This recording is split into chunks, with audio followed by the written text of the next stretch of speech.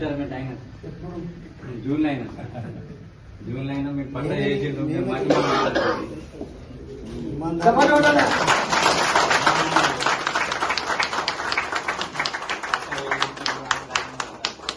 వేలే 30 ఏళ్ళ నుంచి సారు ఆధారంలో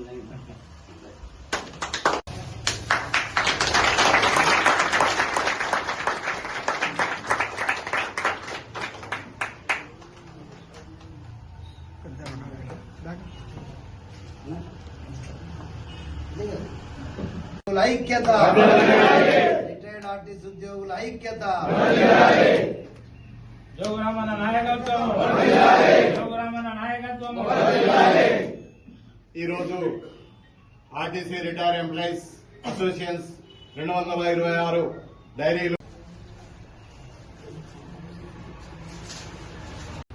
గౌరవనీయులైనటువంటి మాజీ మంత్రి వర్యులు జోగురామన్న గారు, మరి వేదికను అలంకరించిన పెద్దలు నరసింహరావు సార్ గారు, మరి అదేవిధంగా ప్లాజా సార్ కూడా. కాబట్టి ఈరోజు ఇందాకనే అన్ని విషయాలు మాట్లాడాడు.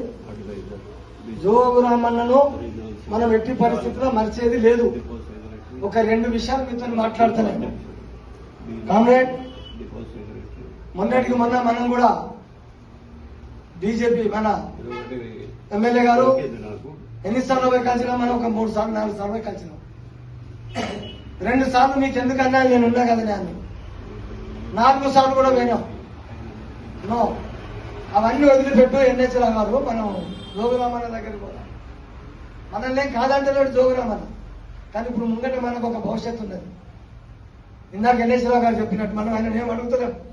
ఇది కట్టించింది మీరే, ఏదున్నా మీ లీడికి రావాల్సిందే, మేము ఇక్కడ ఉండవలసిందే. కానీ ఇది మాకు ఇప్పుడు సరిపోతలేదు. అప్పుడు మీరు కూడా తహసీల్ గారితో మాట్లాడారు, ఎంఆర్ఓతో మాట్లాడారు, స్థలం బాగా దూరం ఉన్నదని కూడా తెలిసింది. కానీ ఇప్పుడు మేము అడుగుతున్నాం సార్, ఆదిలాబాద్ లో మిమ్మల్ని ముంచిన లీడర్ లేడు. ఓన్లీ కేవలం జోగురామన్న పేరు మీదనే ఈ రోజు ఆదిలాబాద్ లో నియోజకవర్గంలో జోగురామన్న ఎమ్మెల్యేగా గెలుస్తాడు. అదే కాకుండా మాకు ఖచ్చితంగా మీరు మమ్మల్ని మరవద్దు సార్. गली में आरटीसी वाला है, ఢిల్లీ में भी आरटीसी वाला है. ఆర్టీసీ బస్సు నడిపేటోడు ప్రతి ఒక్కరు మీకు తెలుసు. నిన్ను మరవం. ముంగట ఎలక్షన్స్ ఉన్నాయి. మనంతు సాయం ఏ గల్లీ నాది 2వ నంబర్ గల్లీ, ఎవరు నిల్చున్న పెడుతున్నాడు, ఫలానా నిల్చున్న పెడుతున్నాడు, ఏసఐ కారు గుర్తు. ఆ రకంగా మనం మెజార్టీ జోగురామన్న తీసుకొచ్చి ఆ రకంగా జోగురామన్న ముందర పెట్టి, ఎంతమంది ఉన్న జోగురామన్న తీసుకొచ్చి నిల్చున్న పెట్టి, మీరు హామీ ఇచ్చిన మాకు ఖచ్చితంగా చేయండి అని నిల్చున్న పెట్టి అడిగే బాధ్యత మా మీద ఉంటుంది. కాబట్టి మనం ఇప్పుడు ముందర ఎలక్షన్లు ఉన్నాయి. నువ్వు మున్సిపాలిటీ మరి ఆయన ఎవరికి ఇస్తాడో ఏంటి మనకైతే అది మనకు అవసరం లేదు. కానీ మాకైతే ఖచ్చితంగా మీరు గెలిచిన తర్వాత ఎమ్మెల్యే అయిపోయినాక మీరు ఏం చేస్తారో, దీనికి ఏం చేస్తారో మాకు తెలియదు. కానీ మాకైతే బిల్డింగ్ కట్టియాలి. కాబట్టి ఈరోజు జోగురామన్న వచ్చి మనకు డైరీలు ఇనాగ్రేషన్ చేస్తాడు. పేరు పేరున మరి నూతన సంవత్సరం శుభాకాంక్షలతో పాటు అడ్వాన్స్గా సంక్రాంతి పండుగ శుభాకాంక్షలు కూడా తెలియజేస్తారు.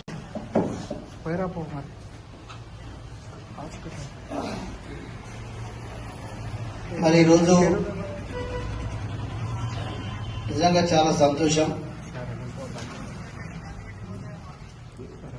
మరి ఈరోజు మనం 2026 సంవత్సరం రిటైర్డ్ ఉద్యోగస్తుల యొక్క ఆర్టీసీ రిటైర్డ్ ఉద్యోగస్తుల అసోసియేషన్ తరఫున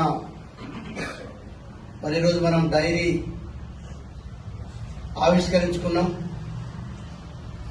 ఈ ఆవిష్కరించుకున్న సందర్భంగా పాల్గొన్నటువంటి మీ రాష్ట్ర నాయకులు,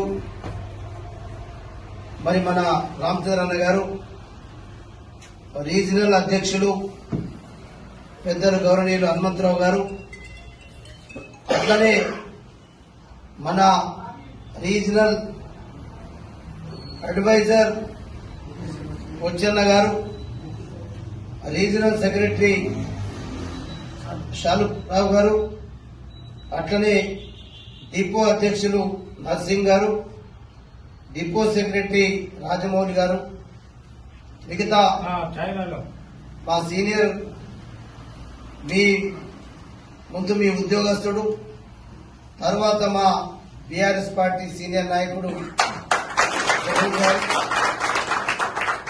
మిగతా రిటైర్డ్ అయినటువంటి మరి ఇలా చాలా సంతోషం ఎందుకన్నానంటే ఈ దేశంలో గాని రాష్ట్రంలో గాని ఇంకా మంచితనం మానవత్వం బతికున్నది కాబట్టే ఇంకా ఈ న్యాయం ధర్మం అనేది 4 పాదాల మీద నడుస్తున్నదంటే అది బతికున్నది కాబట్టే ఇవాళ న్యాయం ధర్మం కూడా 4 పాదాల మీద నడవడానికి ఎట్లయితే ఇలా రిటైర్డ్ ఆర్టీసీ ఉద్యోగస్తులు మేము మర్చిపోలేదు, మేము ఇంకా జోగురామన్న నాయకత్వంలోనే పనిచేస్తాం ఎప్పటికీ అని చెప్పి ఏది చెప్పిండ్రో ఇలా మీ అటువంటి రిటైర్డ్ ఆర్టీసీ ఉద్యోగస్తులతో పాటు ఈ సమాజంలో ఇంకా చాలా మంది న్యాయము ధర్మాన్ని నమ్ముకొని సత్యాన్ని నమ్ముకొని మానవత్వంతో పోతున్నటువంటి సమాజంలో మన ఆర్టీసీ రిటైర్డ్ ఉద్యోగస్తులు కూడా నాకెప్పుడు కూడా మనసులో వారికి ఉన్నటువంటి అభిమానానికి ప్రేమకు నేను ఎప్పుడు కూడా మీకు రుణపడి ఉంటానని చెప్పి నేను ఈ సందర్భంగా చెప్పక తప్పదు. వాస్తవంగా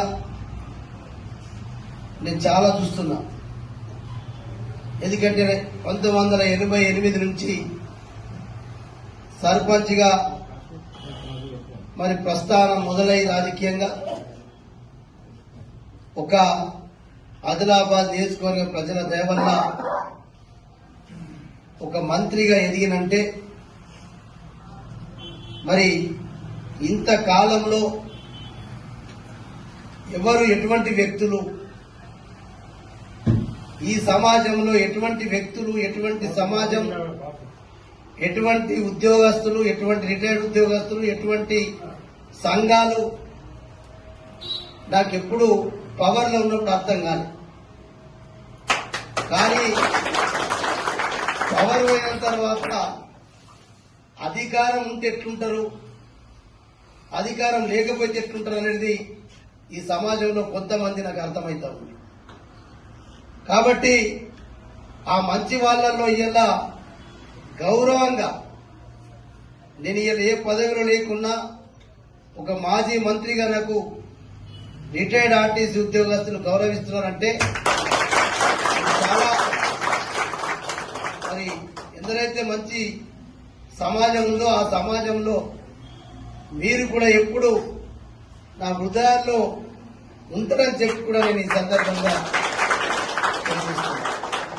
అది కొరకే చాలా విషయాలు చెప్పాలంటే మా హనుమంతరావు గారు చాలా భద్రంగా మరి పాయల్ శంకర్ గారు ఎమ్మెల్యే పోటీ చేసినప్పుడు పాపం ఒక పాంప్లెట్ ప్రింట్ చేసుకుంటారు. మాకు దొరుకుతలేదు ఇది, మా ఊళ్ళు చాలా చూస్తున్నారు కానీ మరి ఈ పాంప్లెట్ కూడా దొరకదు. పాయల్ శంకర్ గారు ఎన్నికలప్పుడు ఆదిలాబాద్ నియోజకవర్గ అభివృద్ధికి నా మేనిఫెస్టో అని చెప్పి 1, 2, 3, 4, 5, 6, 7, 8, 9, 10, 11, 12 అంశాలతోటి ఈ నియోజకవర్గంలో నేను ఎమ్మెల్యే గెలుస్తాను ఇవన్నీ చేస్తానని చెప్పి పాంప్లెట్ కూడా పాపం పాయల్ శంకర్ గారు ప్రింట్ చేసి ఆయన అదృష్టం బాగుండి ఆయన ఎమ్మెల్యే అయిండు, ప్రజలు నమ్మిండ్రు, చేస్తారనుకున్నారు. 2 ఏళ్లలో అయితే ఏం చేయలేని చెప్పింది ఒకటి కూడా ఉన్నాయి. ఊడవీకే ప్రయత్నం చేస్తాము. ఉన్నాయి ఊడవీకే ప్రయత్నంలో నేను ఒకటి చెప్తున్నా, ఇక్కడ టీఎస్ఈడబ్ల్యూఐడిసి అని చెప్పి ఒక ఇంజనీరింగ్ శాఖ ఉంది పనిచేస్తుంది. టీడబ్ల్యూఎస్ఈఐడిసి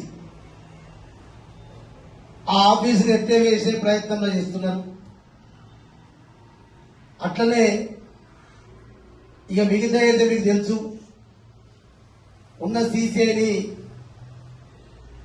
ప్రైవేట్ వ్యక్తులకు అమ్ముకునే ప్రయత్నంలో రేవంత్ రెడ్డి గారితో మిలాఖతై పాయల్ శంకర్ గారు ప్రయత్నం చేస్తామని చెప్పి నేను అనేక సందర్భాలలో పేపర్లో చెప్తున్నా, ప్రెస్ మీట్ లో చెప్తున్నా. ఆ సీసీఐ ఫ్యాక్టరీ కూడా అతి త్వరలో రేవంత్ రెడ్డి గారి బంధువులే ఆ సీసీఐని కొట్టేసే ప్రయత్నంలో ఉన్నారు. ఎందుకంటే మీరు కూడా ట్రేడ్ యూనియన్ లో పనిచేస్తున్నటువంటి సీసీఐలో ఉన్నటువంటి ఉద్యోగస్తులను నేను చాలా చెప్తున్నా. మరి ఆనాడు ఇచ్చినటువంటి హామీ అమిత్ షా గారు ఇచ్చిండ్రు, భారతీయ జనతా పార్టీ సంబంధించిన అందరి నాయకులు ఇచ్చిండ్రు. ఆదిలాబాద్ సీసీఐని పునః ప్రారంభిస్తామని చెప్పి దాన్ని అమ్ముకునే ప్రయత్నంలో పోతున్నారంటే దీంట్లో అది పెట్టాడు. సీసీఐని కూడా తెరిపిస్తాను. కాబట్టి నేను ఎందుకు చెప్తున్నా అంటే హనుమంతరావు గారు చాలా, ఎందుకంటే వారు నాకు ఇప్పుడే కాదు, నాకు తెలిసి నేను సర్పంచ్ కాకంటే ముందు మరి ఆ ప్రైవేట్ సర్వీస్ లో పనిచేసేటప్పుడు మారుతి మా రమేష్ అన్న మొన్న దురదృష్టం వాళ్ళ వైఫ్ కూడా మొన్న చనిపోయింది. రమేష్ అన్న అప్పుడు హనుమంతరావు గారు అక్కడ కండక్టర్ గా ప్రైవేట్ లో పనిచేసి ఆ ప్రైవేట్ రూట్లను బంద్ చేసేటప్పుడు అప్పుడు స్వర్గీయ రామచంద్ర రెడ్డి గారు ఎమ్మెల్యే ఉంటే ఈ ప్రైవేటు బస్సులలో పనిచేసేటువంటి ఉద్యోగస్తులందరూ తీసుకొని మనం ఆయన అప్పుడు ఈ పంజగుట్ట ఏరియాలో ఎమ్మెల్యే క్వార్టర్లో ఉంటే అప్పుడు ప్రైవేట్ బస్ ఓనర్స్ తీసుకొని పోయింది. ఎందుకు చెప్తున్నట్టే అప్పటి నుంచి నాకు హనుమంతరావు గారు ఆ రోజు రాకపోయినా ఆ ఓనర్స్ తోటి ఉన్నప్పుడు నాకు పరిచయం కాబట్టి తర్వాత రామచంద్ర అన్న వీరందరూ కూడా ఎప్పుడైతే నేను 2004లో ఎమ్మెల్యే ఓడిపోయినా ఆర్టీసీ మరి మన అప్పుడు యూనియన్ కు గౌరవ అధ్యక్షునిగా, ఫస్ట్ డిపో అధ్యక్షునిగా, గౌరవ అధ్యక్షునిగా అనేక సార్లు ఆర్టీసీ మరి ఉద్యోగస్తులతోటి నేను కలిసి పనిచేసిన, నాకు ఆ సత్సంబంధం ఉంది. ఆర్టీసీ బస్సులనే నా ప్రయాణం. ఎప్పుడైతే రాజకీయ ప్రస్థానం సర్పంచ్ అయిందో నా సర్పంచ్ 5 సంవత్సరాల కాలం కూడా ఆర్టీసీ బస్సులోనే ప్రయాణం కొనసాగించిన కాబట్టి ఆర్టీసీ ఉద్యోగస్తుల యొక్క సాధక బాధకాలు వాళ్ళ స్నేహితం అంతా నాకు ఆ 5 సంవత్సరాల్లో మరి నేను కలిసి వాళ్ళతో నేను ప్రయాణం చేసిన కాబట్టి తప్పకుండా అవినాభావ సంబంధం ఉంది, ఎప్పటికి ఉంటుంది.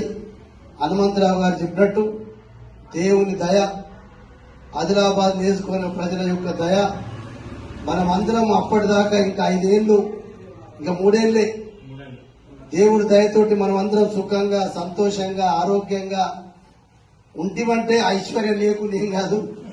ఐశ్వర్యం ఆటోమేటిక్